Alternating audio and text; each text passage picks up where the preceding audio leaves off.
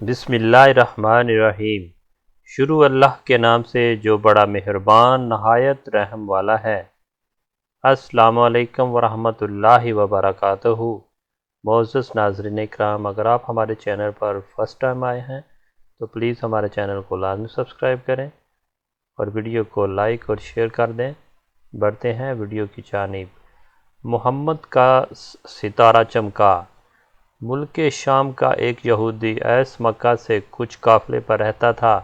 وہ جب بھی کسی کام سے مکہ آتا وہاں کے لوگوں سے ملتا تو ان سے بہت قریب کے زمانے میں تمہارے درمیان ایک بچہ پیدا ہوگا، سارا عرب اس کے راستے پر چلے گا، اس کے سامنے ذلیل اور پست ہو جائے گا، وہ عجم اور اس کے شہروں کا بھی مالک ہو جائے گا۔ یہی اس کا زمانہ ہے۔ جو اس کی نبوت کے زمانے کو پائے گا اور اس کی پیروی کرے گا وہ اپنے مقصد میں کامیاب ہوگا۔ جس خیر اور بلائی کی وہ امید کرتا ہے وہ اس کا حاصل ہوگی، اور جو شخص اس کی نبوت کا زمانہ پائے گا مگر اس کی مخالفت کرے گا وہ اپنے مقصد اور آرزوؤں میں ناکام ہوگا۔ مکہ معظمہ میں جو بھی بچہ پیدا ہوتا وہ یہودی اس بچے کے بارے میں تحقیق کرتا اور کہتا ابھی وہ بچہ پیدا نہیں ہوا۔ آخر جب نبی کریم صلی اللہ علیہ وسلم اس دنیا میں تشریف لائے تو عبد المطلب اپنے گھر سے نکل کر اس یہودی کے پاس پہنچے۔ اس کی عبادت گاہ کے دروازے پر پہنچ کر انہوں نے آواز دی، ایس نے پوچھا، کون ہے؟ تو نبی کریم صلی اللہ علیہ وسلم کے دادا انہوں نے اپنا نام بتایا۔ پھر اس نے پوچھا، تم اس بچے کے بارے میں کیا کہتے ہو؟ اس نے انہیں دیکھا، پھر بولا، ہاں، تم ہی اس کے باپ ہو سکتے ہو۔ بے شک وہ بچہ پیدا ہو گیا ہے جس کے بارے میں نے تم لوگوں سے کہا کرتا تھا، وہ ستارہ آج طلوع ہو گیا ہے جو اس بچے کی پیدائش کی علامت ہے، اور اس کی علامت یہ ہے کہ اس وقت اس بچے کو درد ہو رہا ہے۔ یہ تکلیف اسے 3 دن رہے گی اور اس کے بعد یہ ٹھیک ہو جائے گا۔ راہب نے جو یہ کہا تھا بچہ 3 دن تک تکلیف میں رہے گا تو اس کی تفسیر یہ ہے کہ آپ نے 3 دن تک دودھ نہیں پیا تھا، اور یہودی نے جو یہ کہا تھا کہ ہاں آپ ہی اس کے باپ ہو سکتے ہیں، اس سے مراد یہ ہے کہ عربوں میں دادا کو بھی باپ کہہ دیا جاتا تھا، اور نبی کریم صلی اللہ علیہ وسلم نے ایک بار خود فرمایا تھا، میں عبد المطلب کا بیٹا ہوں۔ یہودی نے عبد المطلب سے یہ بھی کہا تھا کہ اس بارے میں اپنی زبان بند رکھیں، یعنی کسی کو کچھ نہ بتائیں، ورنہ لوگ اس بچے سے زبردست حسد کریں گے، اتنا حسد کریں گے کہ آج تک کسی نے نہیں کیا، اور اس کی اس قدر سخت مخالفت ہوگی کہ دنیا میں کسی اور کی اتنی مخالفت نہیں ہوئی۔ تو نبی کریم صلی اللہ علیہ وسلم کے دادا پوتے کے متعلق یہ باتیں سن کر عبد المطلب نے ایس سے پوچھا، اس بچے کی عمر کتنی ہوگی؟ یہودی نے اس سوال کے جواب میں کہا، اگر اس بچے کی عمر تب بھی ہوئی تو بھی 70 سال تک نہیں ہوگی، بلکہ اس سے پہلے ہی 61 یا 63 سال کی عمر میں وفات ہو جائے گی، اور اس کی امت کی اوسط عمر بھی اتنی ہی ہوگی۔ اس کی پیدائش کے وقت دنیا کے بت ٹوٹ کر گر جائیں گے۔ یہ ساری علامات اس یہودی نے گزشتہ انبیاء کی پیشن گوئیوں سے معلوم کی تھیں، اور سب بالکل سچ ثابت ہوئیں۔ قریش کے کچھ لوگ عمرو بن نفیل اور عبداللہ بن حجش وغیرہ ایک بت کے پاس جایا کرتے تھے، یہ اس رات بھی اس کے پاس گئے جس رات آپ صلی اللہ علیہ وسلم کی پیدائش ہوئی۔ انہوں نے دیکھا وہ بت اوندے منہ گرا پڑا ہے۔ ان لوگوں کی یہ بات بری لگی، انہوں نے اس کو اٹھایا، سیدھا کر دیا، مگر وہ پھر بھی گر گیا۔ انہوں نے پھر اس کو سیدھا کیا اور وہ پھر الٹا ہو گیا۔ ان لوگوں نے بہت حیرت ہوئی، یہ بات بہت عجیب لگی۔ تب اس بت سے آواز نکلی، یہ ایک ایسے بچے کی پیدائش کی خبر ہے جس کے نور سے مشرق اور مغرب میں زمین کے تمام گوشے منور ہو گئے ہیں۔ بت سے نکلنے والی آواز نے انہیں اور زیادہ حیرت زدہ کر دیا تھا۔ اس کے علاوہ ایک واقعہ یہ بھی پیش آیا ہے کہ ایران کے شہنشاہ کسری نوشیروان کا محل ہلنے لگا اور اس میں شگاف پڑ گئے۔ نوشیروان کا یہ محل نہایت مضبوط تھا، بڑے بڑے پتھروں اور چونے سے تعمیر کیا گیا تھا۔ اس واقعے سے پوری سلطنت میں دہشت پھیل گئی۔ شگاف پڑنے سے خوفناک آواز بھی نکلی تھی۔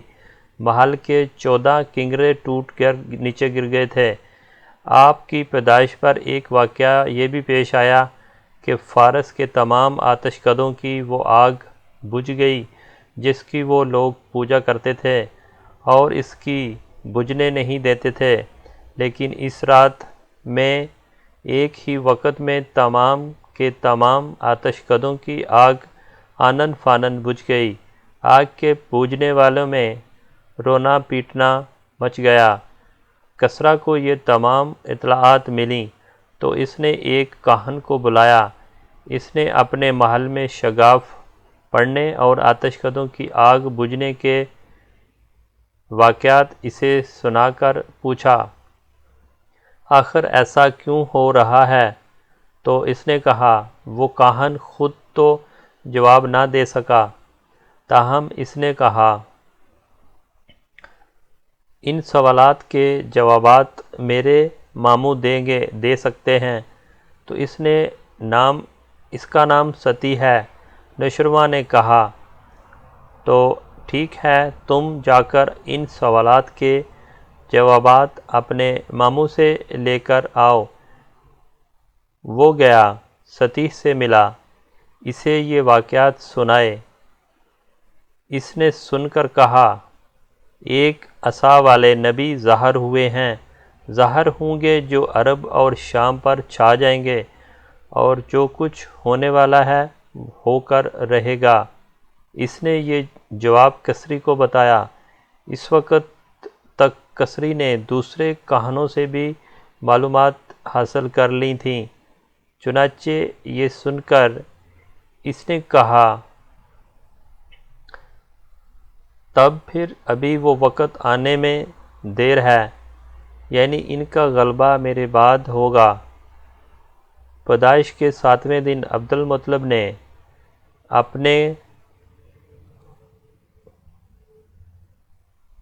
آپ کا عقیقہ کیا اور نام محمد رکھا۔ عربوں میں اس سے پہلے یہ نام کسی کا نہیں رکھا گیا تھا۔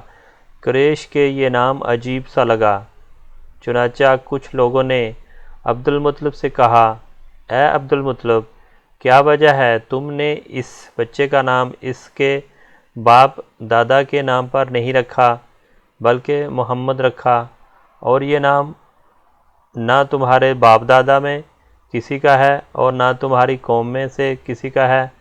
عبد المطلب نے انہیں جواب دیا، میری تمنا ہے آسمانوں میں اللہ تعالیٰ اس بچے کی تعریف فرمائیں اور زمین پر لوگ اس کی تعریف کریں۔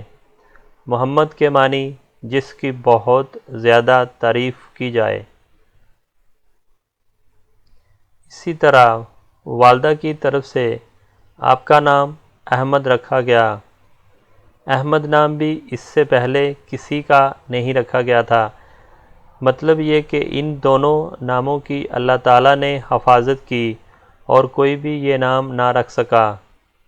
احمد کا مطلب ہے سب سے زیادہ تعریف کرنے والا۔ علامہ سہلی نے لکھا ہے کہ آپ احمد پہلے ہیں اور محمد بعد میں، یعنی آپ کی تعریف دوسروں نے بعد میں کی، اس سے پہلے آپ کی شان یہ ہے کہ آپ اللہ تعالیٰ کی سب سے زیادہ حمد و ثنا کرنے والے ہیں۔ پرانی کتابوں میں آپ کا نام احمد ذکر کیا گیا ہے۔ اپنی والدہ کے بعد آپ نے سب سے زیادہ صوبیہ کا دودھ پیا۔ صوبیہ نبی کریم صلی اللہ علیہ وسلم کے چاچا ابو لہب کی باندی تھی۔ ان کی ابو لہب نے آپ کی پیدائش کی خوشی میں آزاد کر دیا تھا۔ صوبیہ نے آپ کو چند دن تک دودھ پلایا۔ انہیں دنوں صوبیہ کے ہاں بیٹا پیدا ہو گیا۔ آپ کی والدہ نے آپ کو صرف 9 دن تک دودھ پلایا۔ ان کے بعد صوبیہ نے پلایا۔ پھر دودھ پلانے کی باری حضرت حلیمہ کی آئی۔